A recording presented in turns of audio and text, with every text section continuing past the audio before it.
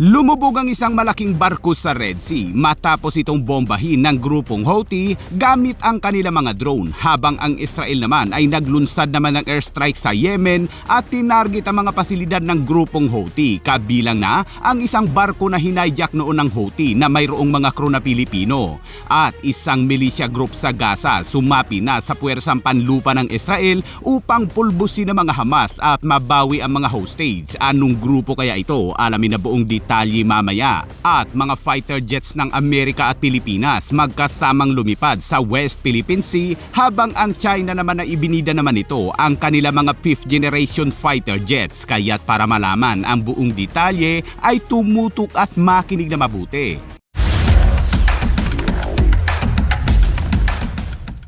Sa update sa kabi-kabila ang mga bombahan sa Middle East matapos magbanta ang Israel sa Houthi, nagaganti sila dahil sa paulit-ulit na pag-atake nito gamit ang mga missiles at mga drone. Noong linggo, abay gumanti na nga talaga ang Israel.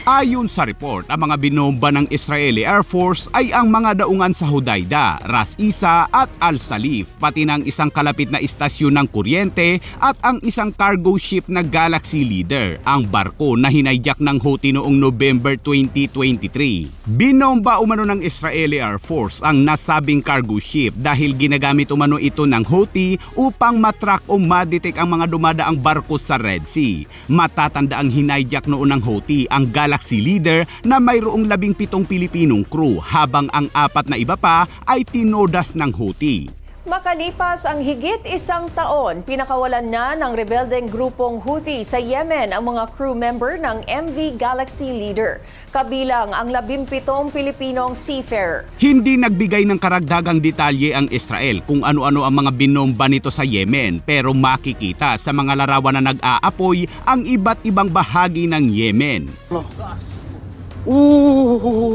Sinabi ng Israel na 20 mga fighter jets nila ang nagsagawa ng nasabing operasyon na tinatawag nilang Operation Black Flag bilang tugon umano sa paulit-ulit na pag-atake ng rehimeng teroristang Houthi laban sa estado ng Israel, kabilang ang paglunsad ng mga UAV at missiles patungo sa teritoryo ng Israel. Pero kahapon, abay naglabas ng pahayag ang tagapagsalita na militar ng Houthi na si Yahya Sarria at sinabing ang kanila mga air defense system ay matagumpay umanong hinarap ang pagsalakay ng Israel at hinadlangan ang plano nito na itarget ang isang bilang na mga lungsod sa Yemen. Abay matindi, anong air defense kaya yan? Bilang tugon sa pagsalakay ng Israel, ang Houthi ay kaagad namang gumanti sa Israel kung saan nagpakawala ito ng 2 pirasong missiles. Ngunit sa himpapawid pa lamang ito patungo sa Israel ay pinisa na kaagad ito ng Iron Dome. عملياتنا مستمرة في استهداف عمق الكيان الإسرائيلي.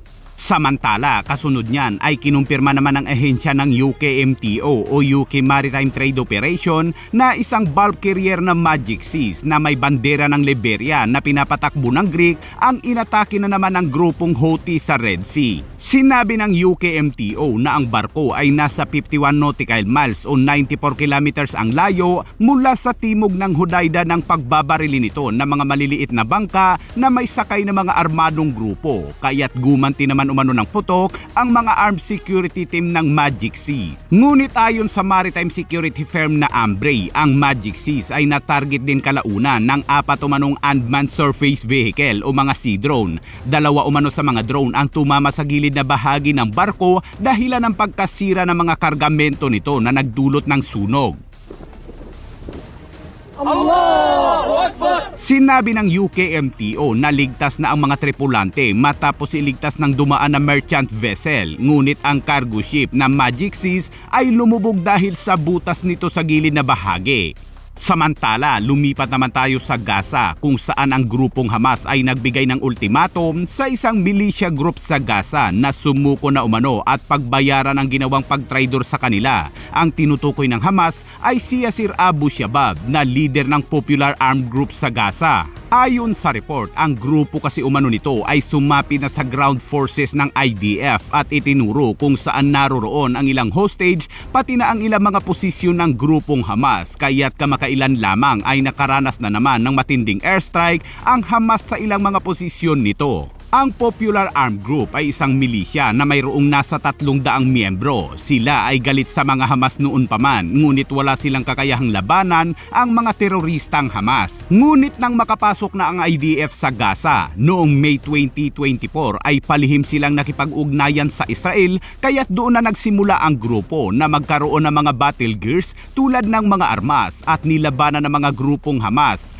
May sarili din silang mga uniforme at mayroong mga patches na watawat ng Palestine. Ipinakilala ng Israel ang grupo noong June lamang nakaraang buwan at ang kanilang mga obligasyon ay bantayan ang mga humanitarian aid na pumapasok sa Gaza at pigilan ang mga Hamas na huwag makakuha ng mga aid.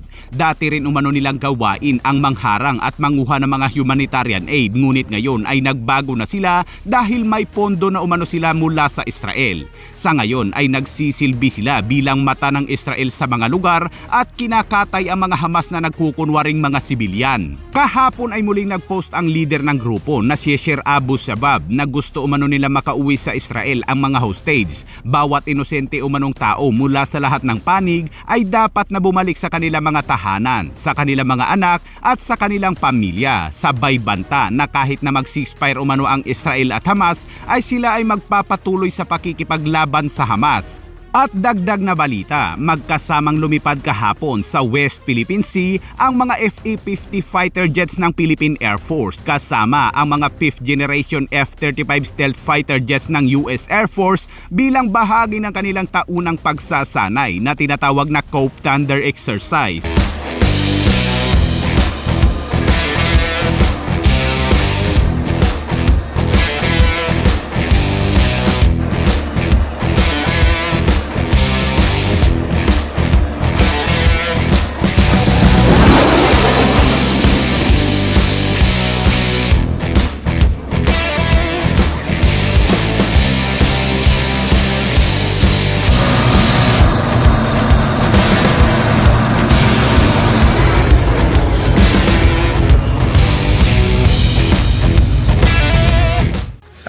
As a treaty ally, we cannot escape the fluidity of our operational environment, especially the South China Sea.